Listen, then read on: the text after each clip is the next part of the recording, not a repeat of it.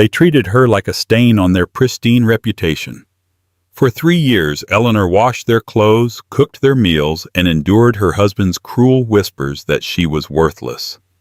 To Julian and his arrogant mother, she was just an orphan with no name and no money.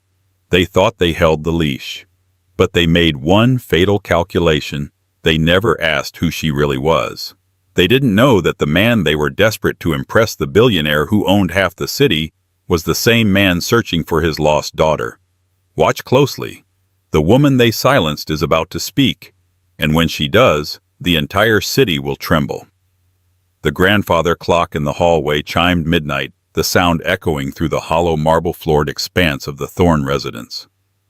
In the dim light of the kitchen, Eleanor Ellie Thorn sat on a wooden stool, her hands red and chapped from scrubbing the porcelain tiles of the foyer without gloves. On the stove, a pot of boeuf bourguignon, Julian's favorite, had gone cold hours ago. The rich aroma of red wine and herbs had turned stale, much like the atmosphere in the house. The front door slammed. The sound was like a gunshot in the silence. Ellie straightened her spine, smoothing the front of her simple gray cotton dress. It was a dress she had bought at a thrift store 3 years ago, the week after she married Julian Thorn. She hadn't bought new clothes since. "Julian," she called out softly, stepping into the hallway. Julian Thorn, the CEO of Thorn Enterprises, a company currently drowning in debt, though he hid it well behind Italian suits and leased sports cars, stood by the mirror. He was loosening his tie with a violent jerk. His face was flushed with alcohol and irritation. "Why are you still awake?" he snapped, not looking at her. "I told you I had a business dinner at the Ritz. Do you think I want to come home to you looming in the shadows like a ghost?" "I waited up to warm your dinner," Ellie said, her voice steady but quiet. "It's your favorite." Julian finally looked at her. His eyes were devoid of the warmth they had held 3 years ago when he had met her working at a library. Back then he had seemed charmed by her quiet grace. Now he only saw her poverty. "Dinner."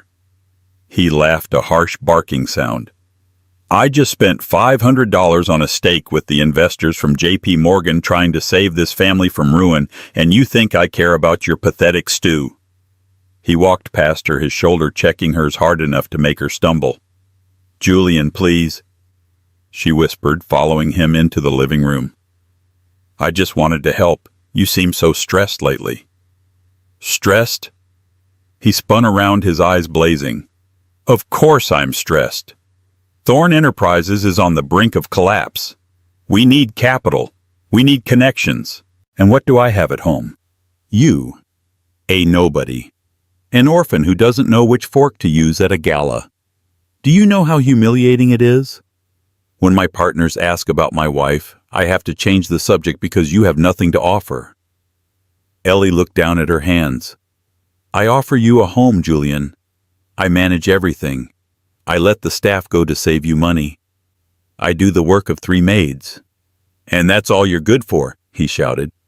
"Manual labor. If I had married Chloe, distinct, her father owns the steel union. If I had married her, I'd be a king right now. Instead, I'm stuck with a maid." Ellie bit the inside of her cheek until she tasted iron. She remembered the day they met. She had never told him about her past. She had run away from a life of suffocating expectations, wanting to be loved for herself, not her surname. She had thought Julian was that man. "I love you, Julian," she said, though the words felt heavy.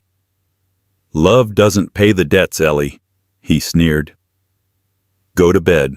And don't sleep in the master suite. I can't stand looking at you tonight. You smell like onions and failure."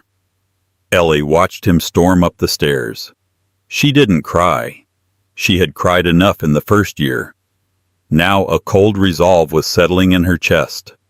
She walked back to the kitchen, took the pot of expensive stew and poured it slowly down the drain. The next morning, the sun streamed into the breakfast nook, illuminating the dust motes dancing in the air. Ellie had been up since 500 a.m. pressing Julian's suit for his meeting and polishing his shoes. She was setting the table when the side door opened. Beatrice Thorn. Julian's mother swept in like a storm cloud wrapped in Chanel. Beatrice held the keys to the house, a symbolic reminder that she never truly relinquished control. God, it smells like cleaning fluid in here. Beatrice sniffed, wrinkling her nose. She looked at Ellie with disdain. Eleanor, I hope you haven't burned the toast again. Julian needs a proper start to his day, not your incompetence. Good morning, Beatrice, Ellie said, placing a cup of Earl Grey tea in front of the older woman. Beatrice ignored the tea. She slammed a newspaper onto the table. Have you seen this? Ellie glanced at the paper. The headline read, The Titan returns, Silas Sterling, world's richest man spotted in London, searching for lost heir. Ellie's heart skipped a beat. She kept her face neutral. I haven't had time to read the news, Beatrice. Of course you haven't. You wouldn't understand global economics if it hit you in the face. Beatrice scoffed. Silas Sterling. The man is worth $100 billion. He owns half the shipping lines in Europe and the biggest tech firms in Silicon Valley. Rumor has it he's looking for a business partner in the city. Julian entered the room, buttoning his cuffs. He looked tired but perked up at the mention of the name. Silas Sterling is here, Julian asked, grabbing the paper. If I could get 5 minutes with him, just 5 minutes to pitch the Thorn merger, it would save us. Exactly, Beatrice said, her eyes narrowing as she looked at Ellie. But to get close to a man like Sterling, you need image, Julian. You need sophistication. Sterling is old money. He values lineage. Beatrice turned to Ellie, her voice dripping with fake pity. And that brings us to the problem, doesn't it? Look at her, Julian. She's wearing a rag. Her hands are rough. If you walk into a room with Silas Sterling with her on your arm, he'll think you hired a charity case. I can dress up, Ellie said, her voice firm. I know how to behave. You know how to behave like a waitress, Beatrice snapped. Julian, I've spoken to Chloe. She's back in town. Her father is hosting a pre-gala dinner tonight at the Sapphire Lounge. Chloe wants to see you. Ellie froze. He is a married man, Beatrice. He is a businessman first. Beatrice slammed her hand on the table. And you are an anchor around his neck. If you actually loved him, you'd let him do what needs to be done. Let him take Chloe to the dinner. She knows how to charm investors. She speaks French. She knows wine. You know how to dust. Julian looked at his mother, then at Ellie. The silence stretched painful and thin. Ellie waited for him to defend her, to say that she was his wife and that was enough. Instead, Julian sighed. Mom is right, Ellie. What? Ellie whispered. It's just business, Julian said, avoiding her eyes. Chloe can help me secure a meeting with Sterling's people. You would just make things awkward. Stay here tonight. Clean the library. The dust is triggering my allergies. He grabbed his briefcase and kissed his mother on the cheek. He walked past Ellie as if she were a piece of furniture. Don't wait up, he threw over his shoulder. Beatrice smiled, a cruel, thin-lipped expression. Make sure you scrub the baseboards, dear. It's good for your character. When they left, Ellie stood alone in the silence. She looked down at the newspaper at the blurry photo of the silver-haired man stepping off a private jet. Hello, Daddy, she whispered to the empty room. 3 days passed. Julian barely spoke to Ellie, returning home late every night smelling of expensive perfume that Ellie couldn't afford. It was Chloe's scent, Yves Saint Laurent. On Thursday afternoon, a courier arrived at the door.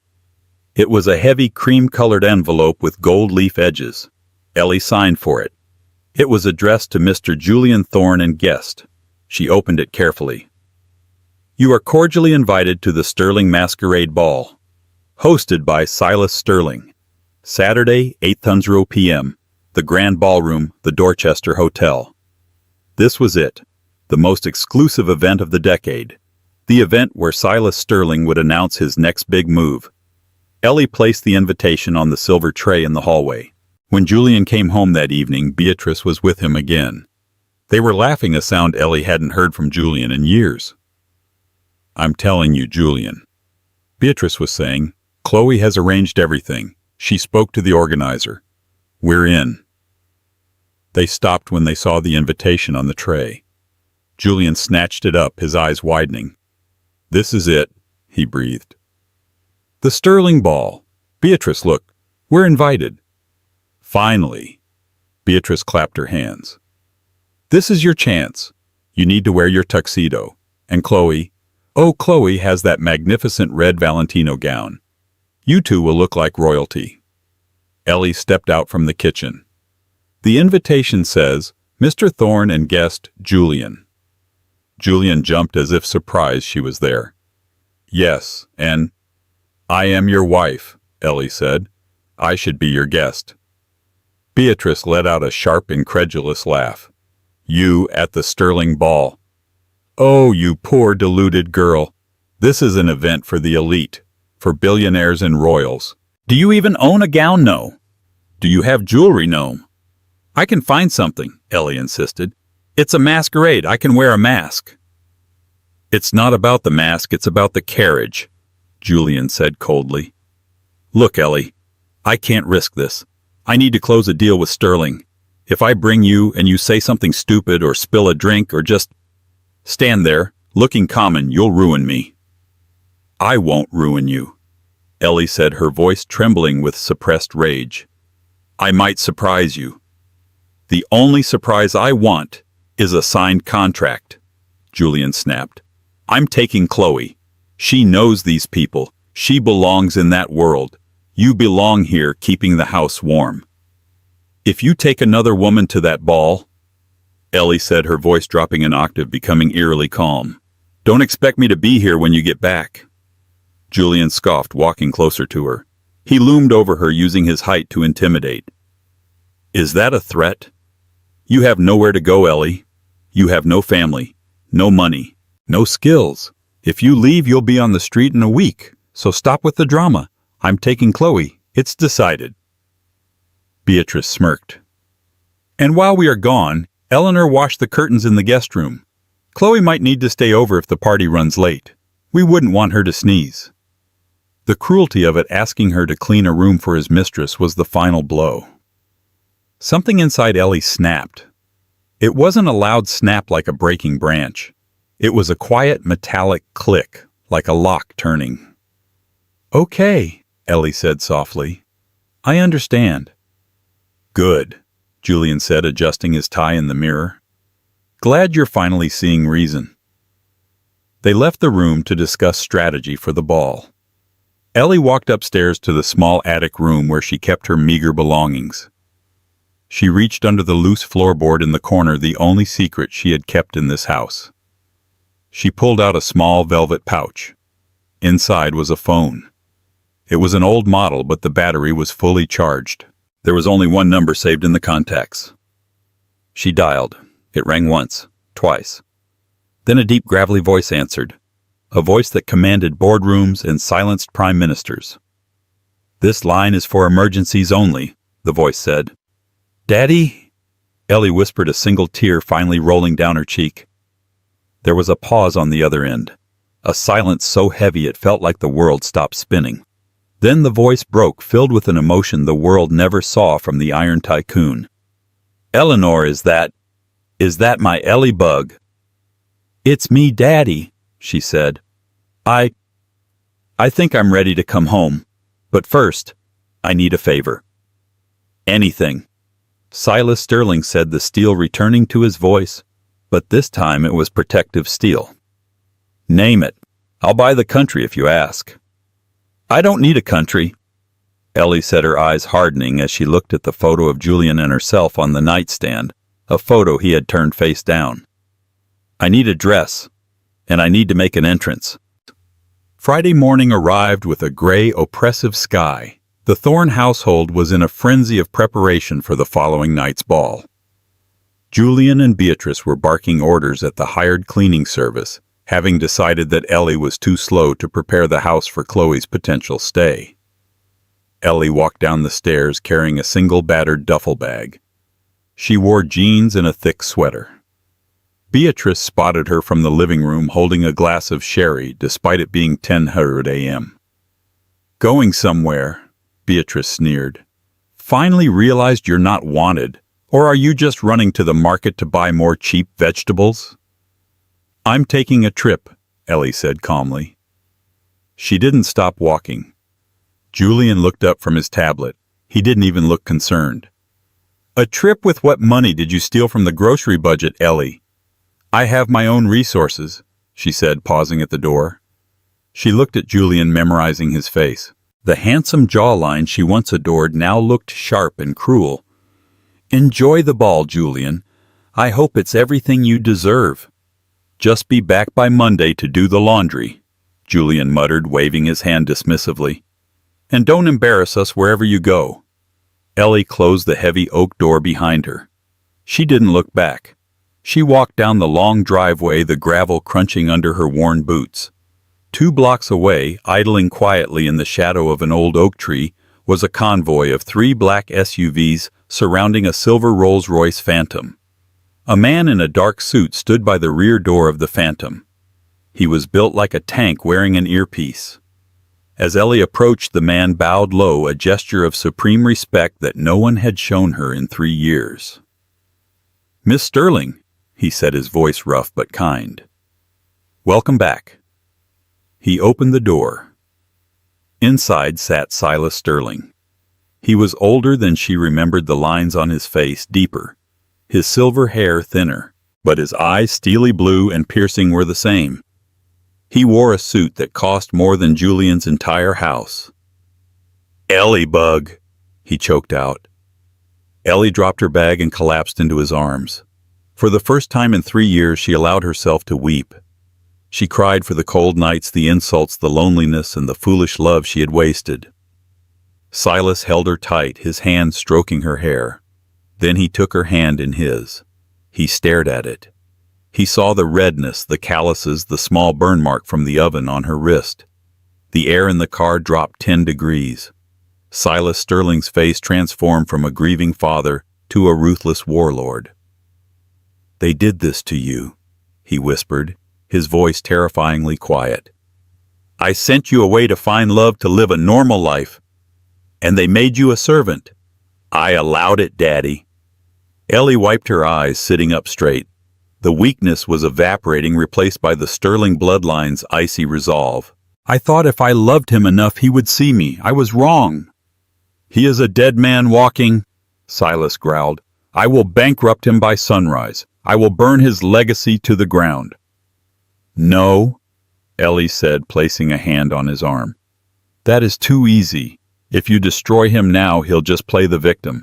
He'll say the big bad billionaire crushed him. I want him to know exactly what he lost. I want to look him in the eye when his world crumbles. Silas looked at his daughter. He saw the fire in her eyes, the same fire that had built his empire. He smiled a dark, predatory smile. Very well, Silas said. He tapped the partition glass. Driver, to the penthouse. We have a lot of work to do. My daughter needs to be reminded of who she is. For the next 24 hours, Eleanor Thorn ceased to exist. A team of 12 specialists descended upon the Sterling penthouse in central London. There were skin treatments to heal her hands, masseurs to work out the tension of 3 years of manual labor, and hairstylists to turn her dull, messy bun into a cascading waterfall of glossy chestnut waves. Then came the dress. It was a custom creation by a reclusive Italian designer who only worked for royalty. It was not red like Chloe's. It was a deep, shimmering midnight blue dusted with crushed diamonds that caught the light with every movement. It was a dress meant for a queen, not a mistress.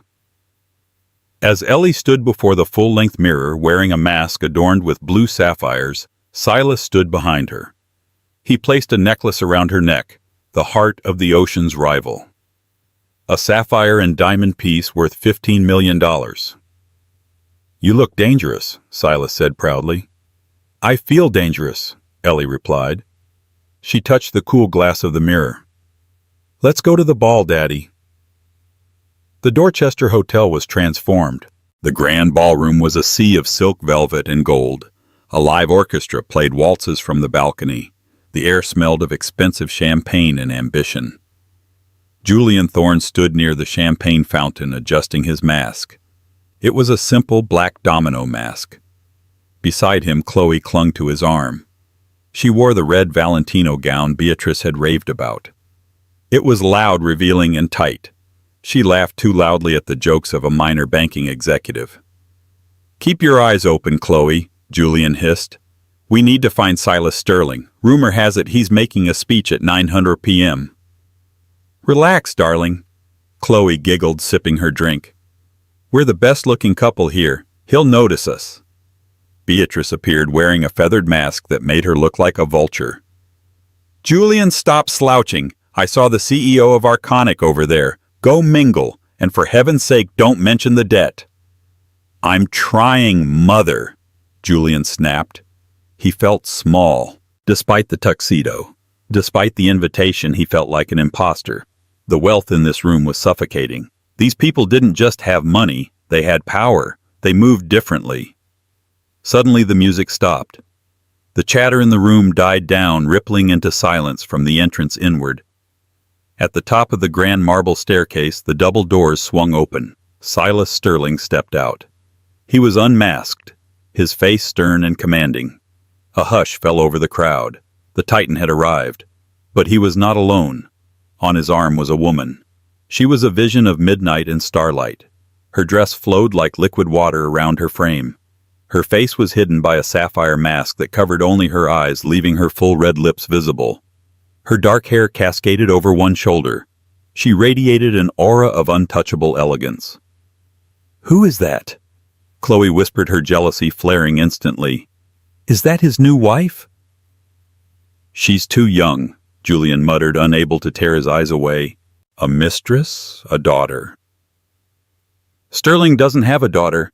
He had one, but she ran away years ago," Beatrice hissed. "Look at those diamonds. That necklace alone could buy our company 10 times over." Silas and the mystery woman began to descend the stairs. Every eye in the room was fixed on them. The crowd parted like the Red Sea as they reached the floor. Julian felt a pull he couldn't explain. There was something about the woman's posture, the arch of her neck, the way she held her head high that felt hauntingly familiar yet completely alien. It was the confidence. He had never seen a woman with that much confidence. Silas stopped in the center of the room. A microphone was handed to him. "Welcome," Silas boomed. "Tonight is a night of new beginnings.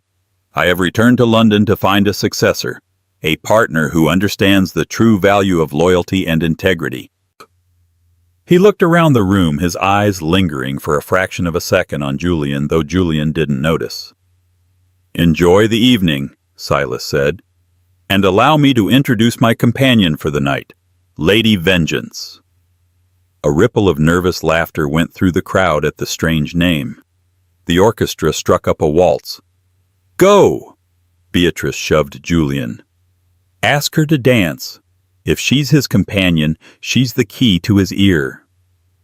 "But I'm with Chloe," Julian said weakly. "Forget Chloe," Beatrice hissed. "Chloe is a diversion. That woman is the target. Go!" Julian straightened his jacket. He left Chloe standing there, her mouth open in shock, and made his way toward the woman in blue. Ellie saw him coming. She knew he would. Julian was a moth, and money was the flame. She stood by a pillar, sipping sparkling water. Silas had stepped away to speak to the Prime Minister, leaving her as the bait. "May I have this dance?" Ellie turned slowly. Julian stood there extending a hand. He put on his best charm smile, the one that had made her fall in love with him in that library 3 years ago. She didn't take his hand immediately. She let him wait. She let him sweat. "Do I know you, sir?" she asked. She pitched her voice slightly lower, adding a sultry, breathless quality to it. "I am Julian Thorn," he said, puffing out his chest. "CEO of Thorn Enterprises." Thorn. Ellie tapped her chin with a gloved finger. "I've heard that name. Struggling with supply chains in the East, aren't you?" Julian stiffened. "Temporary setbacks. We are poised for a massive comeback. I'd love to tell you about it. During a waltz." Ellie placed her hand in his. "Very well, Mr. Thorn. Entertain me." He led her to the dance floor. He placed a hand on her waist. Ellie suppressed a shudder of revulsion. His touch, once her greatest comfort, now felt like a brand. They began to move. Julian was a good dancer. It was one of the few things his mother had successfully taught him. "You seem very close to Mr. Sterling." Julian ventured, pulling her slightly closer than was proper. "He values my opinion," Ellie said, enigmatic. "He listens to me when he decides which companies to save and which to crush." Julian's eyes lit up with greed. "Then I am lucky to be dancing with you. You know you are incredibly captivating. Have we met before your eyes?" "I have a common face," Ellie said dryly. "Hardly." Julian laughed smoothly. "You are the most stunning woman in this room, far superior to the company I arrived with." Ellie's heart hardened into a diamond. "Oh, I saw you with a lady in red. Is she not your wife?" "Chloe." "No, heavens, no." Julian scoffed. "Just a friend. A business associate." "So you are unmarried?" Ellie asked, baiting the trap. Julian hesitated. This was the moment. The crossroads. "I am separated," Julian lied smoothly. "It was a mistake, a youthful indiscretion. I married a woman. Well, she is a simple creature. A maid, essentially. She doesn't understand my world. She doesn't understand this." He gestured around the ballroom. "It's been a burden. I'm actually in the process of annulment. I need a partner who is my equal. Someone like you." Ellie felt the bile rise in her throat. He wasn't just cruel, he was a coward. He was erasing her existence to impress a stranger. "A maid?" Ellie said, her voice sharp. "That sounds tragic. Did she not love you?" "Love?" Julian laughed, and it was the same cruel bark from the kitchen. "She was obsessed with me. It was pathetic, really. She would wait up all night with cold soup. She had no ambition, no spark. Honestly, looking at you, I realize I've been starving for a real woman." He leaned in his lips, brushing her ear. "You could change my life, my lady. I feel a connection. Do you—" Ellie stopped dancing. They were in the center of the floor. "I do feel a connection, Julian," she said, using his name without the Mr. "I feel that you are about to get exactly what you deserve." Julian blinked, confused by the sudden shift in her tone. I don't understand." Suddenly the music cut out. A spotlight hit the center of the room, blinding Julian. Silas Sterling was on the stage again. "Ladies and gentlemen," Silas's voice boomed, "I promise to reveal. I promise to name my partner." Julian looked at the stage, then back at the woman in his arms. "He's going to announce it. If you put in a good word for me."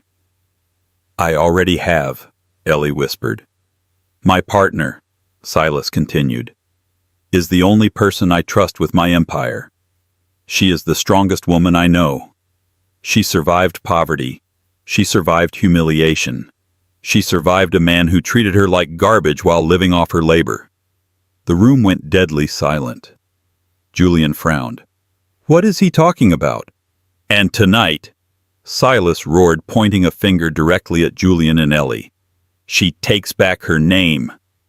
Ellie reached up. She unclasped the sapphire mask.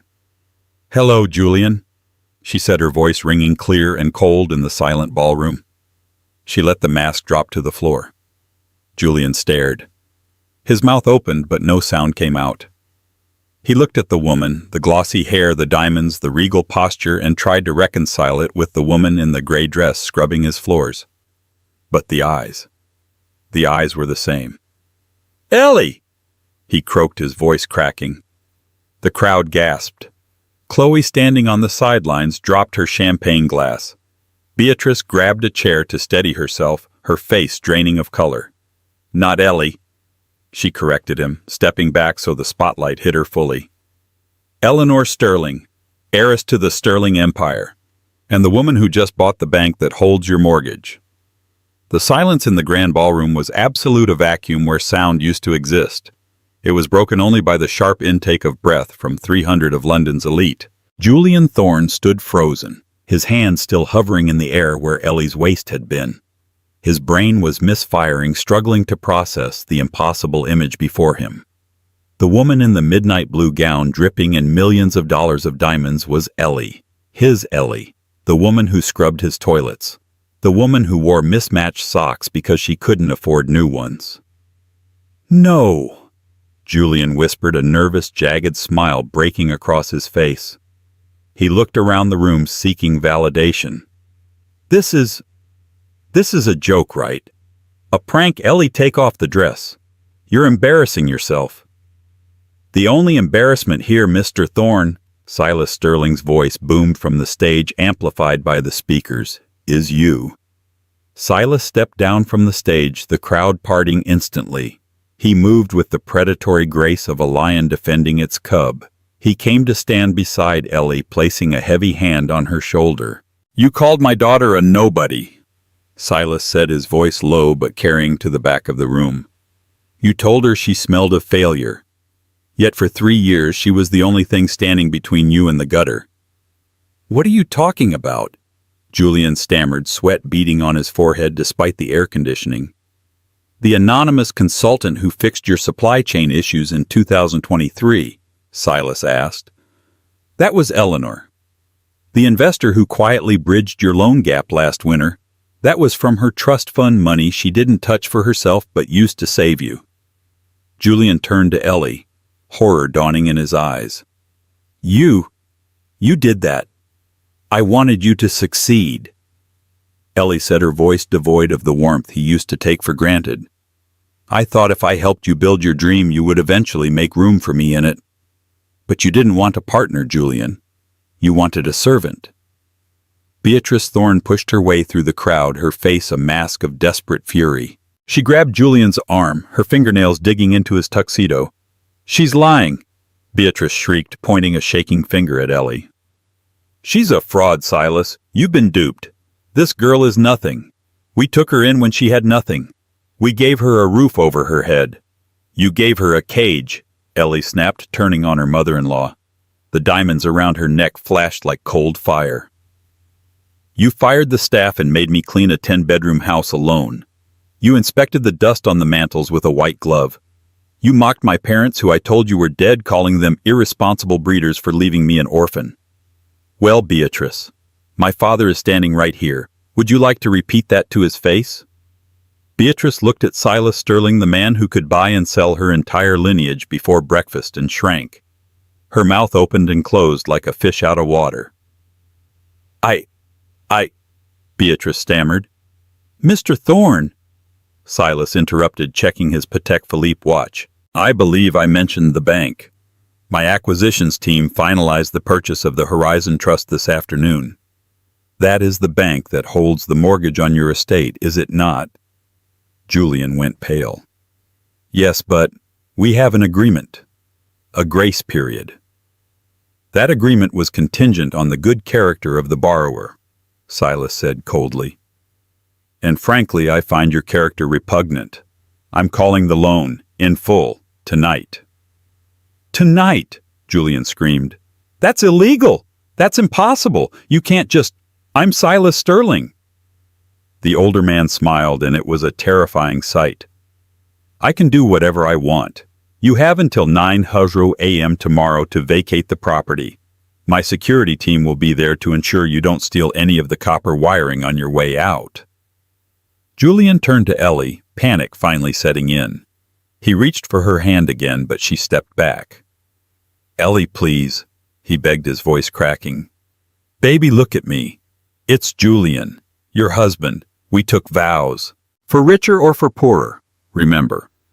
Okay, so I made mistakes. I was stressed. But I love you. We can fix this. Send your dad away.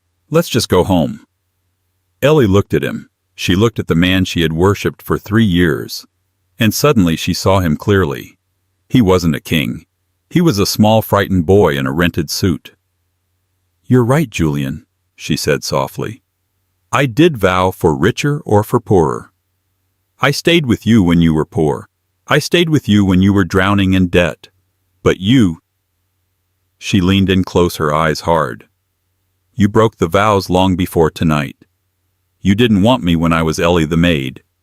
You don't get to have me when I am Eleanor Sterling." She turned to the security guards. "Remove them," she said calmly. Two massive guards stepped forward. One grabbed Julian by the elbow, the other took Beatrice. "Get your hands off me!" Beatrice screeched as she was dragged toward the exit. "I am a Thorn. I am a Thorn. Ellie! Ellie!" Julian shouted, twisting in the guard's grip. "I love you. I'm sorry. Don't do this." As they were hauled out of the ballroom, kicking and screaming, the orchestra hesitated. Ellie turned to the conductor. "Please," she said with a dazzling smile, "play something cheerful. The trash has been taken out." The music swelled. The crowd erupted into applause, not for the cruelty, but for the justice. And Ellie turned to her father, took his hand, and finally truly began to dance. The dawn that rose over the Thorn estate the next morning was cold and unforgiving. Inside the house, chaos reigned. Cardboard boxes were scattered everywhere. Beatrice was in the hallway, wrapping her porcelain figurines in newspapers, sobbing hysterically. "My spode china," she wailed. "My grandmother's vase. Where are we going to go, Julian? Where—" Julian sat on the bottom step of the grand staircase, his head in his hands. He was still wearing his tuxedo from the night before, the shirt unbuttoned, the tie missing. He looked like a ruin of a man. "I don't know, Mother," he whispered. "I don't know." His phone buzzed. He looked at it. It was a text from Chloe. "Saw the news. Don't contact me again. I can't be associated with a public scandal. Good luck with your maid." He threw the phone against the wall. It shattered. "That girl!" Beatrice spat, wiping her mascara-stained eyes. "She planned this. She's a witch. How dare she? After everything we did for her. We treated her like a slave mother." Julian suddenly roared, standing up. The truth finally burst out of him, fueled by exhaustion and ruin. We treated her like dirt, and she was the daughter of Silas Sterling. Do you understand? If I had just been kind to her, if I had just eaten the damn soup, we would be billionaires right now. We would be on a yacht in the Mediterranean. But you told me she wasn't good enough. "Don't you blame me!" Beatrice shrieked. "You're the man. You're the one who cheated on her with that tart in the red dress. You're the one who called her a failure to her face."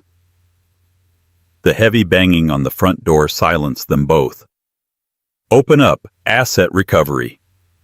Julian walked to the door and opened it. Standing there was a team of men in gray jumpsuits led by a woman with a clipboard. Behind them, a moving truck idled. "Julian Thorn," the woman asked briskly. "The property has been seized by the Sterling Trust. You have 10 minutes to remove personal effects. Anything left after that becomes the property of the bank." 10 minutes. Julian gasped. "We've lived here for generations. You can't—" 9 minutes, 50 seconds, the woman said, checking her watch. "I'd hurry. The locks are being changed at 900 sharp." It was a massacre of dignity. Julian and Beatrice were forced to run through the house, grabbing armfuls of clothes, cheap toiletries, and whatever small items they could carry. They left behind the antique furniture, the grand paintings, the library where Julian had first ignored Ellie. At 9:00 a.m. they stood on the curb. The gravel driveway was empty. Julian held 2 trash bags filled with suits. Beatrice clutched her jewelry box and a fur coat. The front door slammed shut. The sound echoed with a finality that hit Julian in the chest like a hammer. A black sedan pulled up to the gate. The window rolled down. It wasn't Ellie.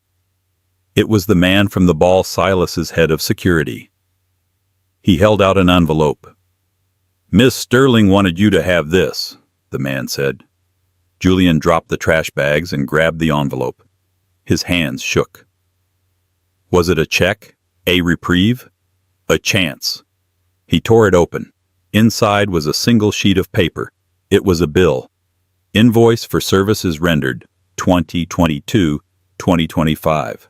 Housekeeping, $150,000. Cooking, $80,000. Emotional labor, $500,000. Consulting services. Anonymous, $2,000. Total due, $2,730,000. Note: consider this debt forgiven. It is the price of my freedom. E. Julian stared at the paper. She hadn't sent him money. She had sent him a receipt. She was telling him exactly what she was worth and exactly what he had thrown away. Come on, Julian. Beatrice whimpered, shivering in the morning chill. Let's go to a hotel. I'm sure the Ritz will extend us credit. The Ritz won't let us in the lobby, Mother, Julian said, his voice hollow. We're blacklisted. We're nobody. He looked up at the house one last time. In the window of the attic, the room where Ellie had slept, he thought he saw a flash of blue, but it was just a reflection of the sky. He picked up his trash bags. Let's go to the bus station. I think Aunt Marjorie in Leeds has a spare room. Leeds. Beatrice gasped, horrified. But that's working class. Then we'll fit right in, Julian said. And he began to walk the gravel, crunching under his expensive Italian loafers, which were already starting to pinch. 6 months had passed since the night the Thorn dynasty crumbled, but for Julian time had become a sluggish, painful loop. The winter in London was particularly brutal that year. In a cramped third-floor walk-up in a decaying building on the outskirts of Leeds, the radiator hissed and rattled, providing more noise than heat. Julian sat at a scratched laminate table staring at a bowl of instant noodles. The irony was not lost on him. He used to complain that Ellie's homemade bœuf bourguignon wasn't gourmet enough. Now he was eating sodium-packed sludge because it cost 40 pence. In the corner of the room on a mattress pushed against the peeling wallpaper, Beatrice sat wrapped in her old fur coat. The coat was the only thing she had refused to sell, though it was now matted and smelled of mothballs. She was watching a small portable television, her eyes glassy. Julian, she croaked, her voice raspy from a lingering cough she couldn't afford to treat properly. Turn the channel. They're showing a rerun of that gala at the Dorchester. I can't bear to look at it. The remote is broken, Mother, Julian said, his voice flat. Just close your eyes. He looked down at his hands. They were no longer the manicured soft hands of a CEO who spent his days signing documents.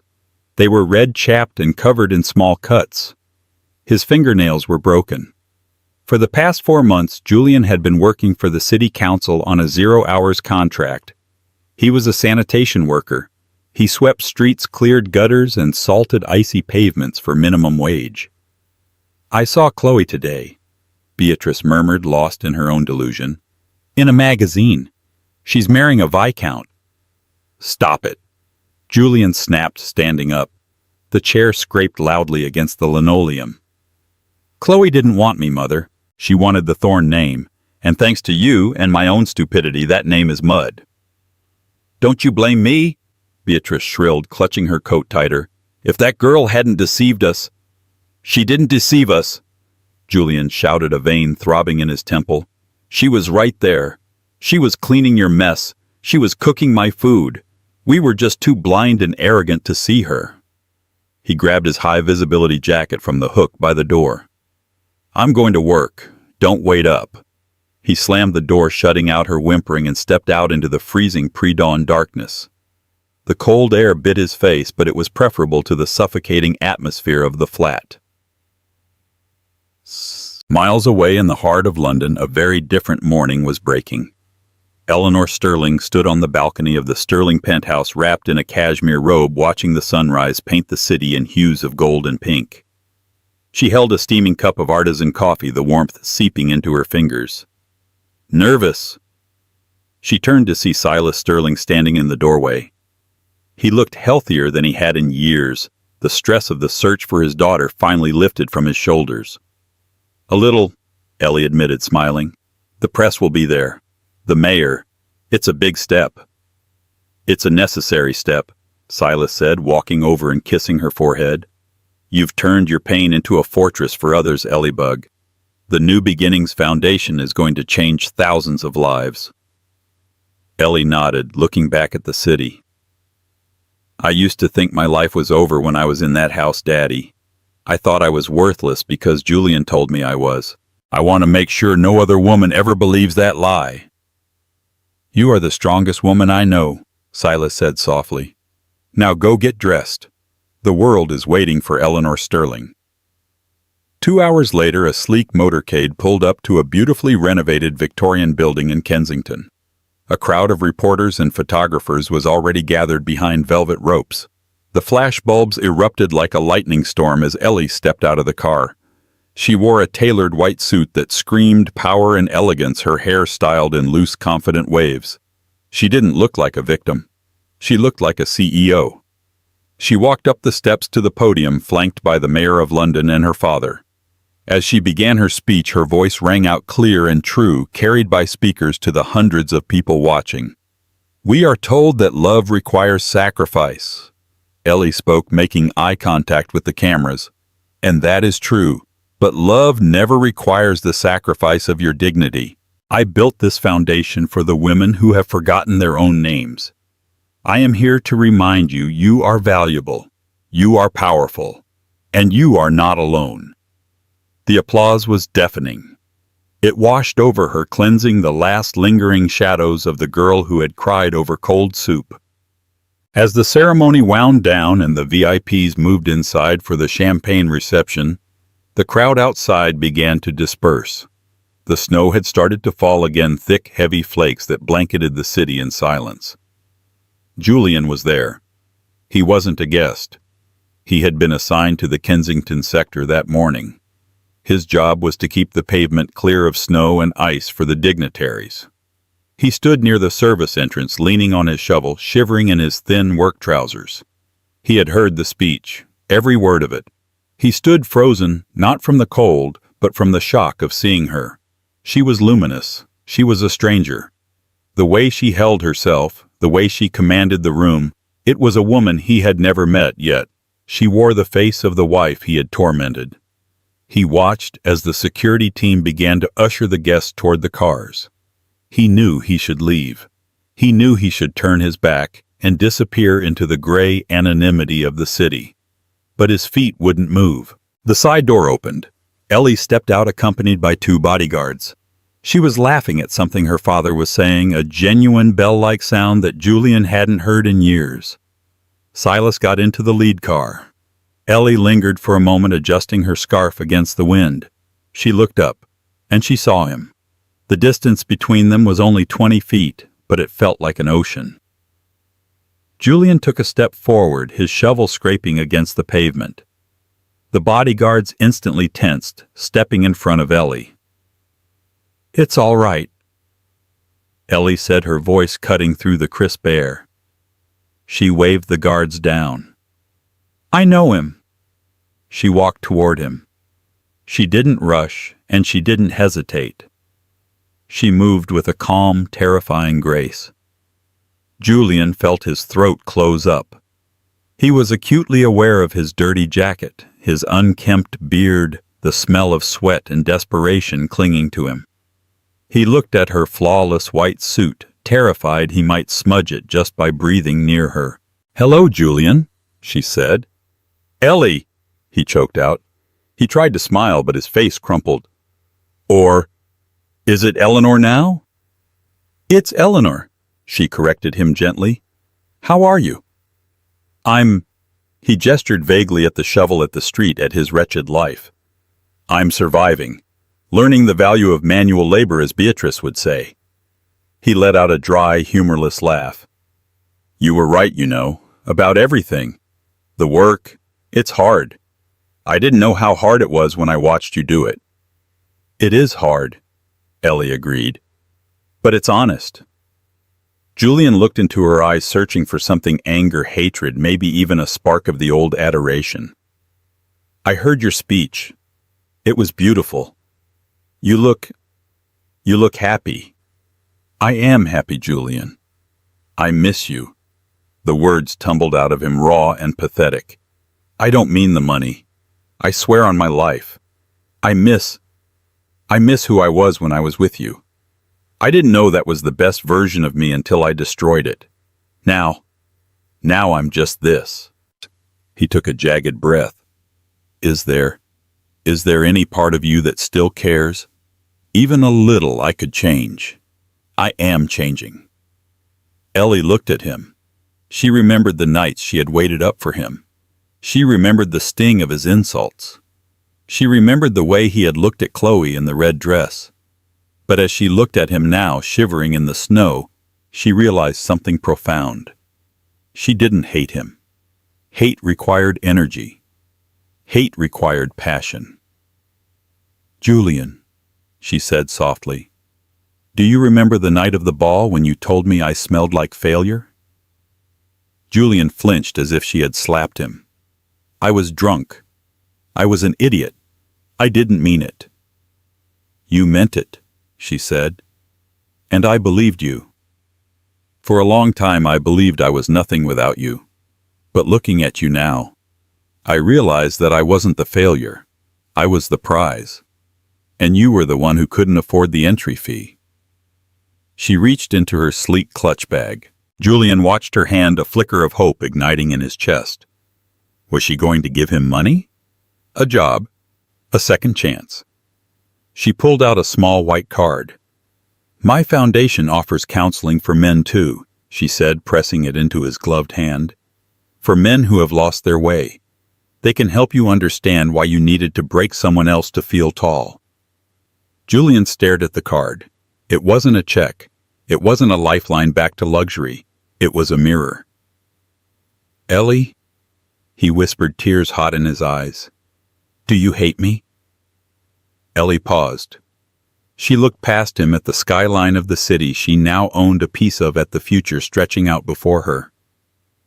"No, Julian," she said, and her voice was the kindest, coldest thing he had ever heard. "Hate would imply that you still have power over me. I don't hate you. I don't love you. I don't think about you at all." She turned around. "Goodbye, Julian." "Ellie," he called out, panic rising in his chest as she walked away.